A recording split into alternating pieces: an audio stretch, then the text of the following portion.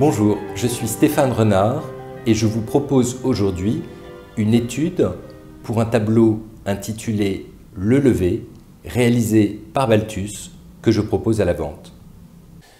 Balthus occupe une place à part dans l'art du XXe siècle, en présentant une œuvre figurative reposant à la fois sur une pratique rigoureuse du dessin et sur une maîtrise de la forme. Balthus est âgé de 45 ans quand il décide en 1953 de quitter Paris pour s'installer au château de Chessy dans le Morvan. C'est déjà un peintre reconnu sur la scène internationale, mais aussi un important décorateur de théâtre et d'opéra. Il est rapidement rejoint à Chessy par Frédéric Tison, sa nièce par alliance, qui devient sa muse et sa maîtresse. À Chessy, Balthus travaille énormément dans l'espace immense du château, face au paysage du Morvan. Sa peinture évolue, se rapprochant des fresques des maîtres de la Renaissance italienne. Ce dessin est une étude pour Le Lever, une grande toile conservée à la Scottish National Gallery d'Édimbourg, au Royaume-Uni. Il provient de la collection de Frédéric Tison, qui a posé comme modèle pour ce tableau.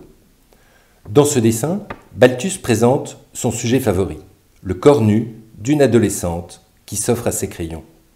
Frédéric Tison est alors âgée de 17 ans. Elle est représentée de face, dans une position ambiguë qui révèle à la fois sa détermination et une certaine fragilité. Mais c'est en cherchant l'inspiration de Balthus dans les grands maîtres de la peinture européenne que l'on peut comprendre quel est le sens véritable de ce tableau. La position du modèle dérive d'un tableau du Caravage, L'amour vainqueur. Ce tableau, peint vers 1601-1602, est aujourd'hui conservé à la Gemäldegalerie de Berlin, en Allemagne.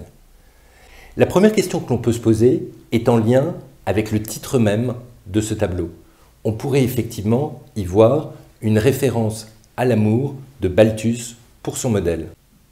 La pose de l'amour vainqueur le place dans un équilibre instable, dans lequel il dévoile sans concession l'intégralité de son anatomie. Figuré de face et sans échappatoire possible, le corps du lever est à la fois triomphant et vulnérable. La pose met en avant la féminité de la jeune fille, suggérant une autre lecture, une vision allégorique de la sexualité qui s'éveille. À la différence du tableau du Caravage, notre modèle a la tête relevée en arrière, ce qui rend toute relation entre le spectateur et le modèle figuré sur le tableau ou sur cette étude impossible et contribue à créer un certain climat d'étrangeté. Ce détail est encore plus visible dans le dessin, dans lequel la tête est comme un masque de théâtre à peine esquissé, sans lien avec le torse, qui aurait été posé sur ce corps puissant qui nous apparaît en majesté. Je vous remercie pour votre attention.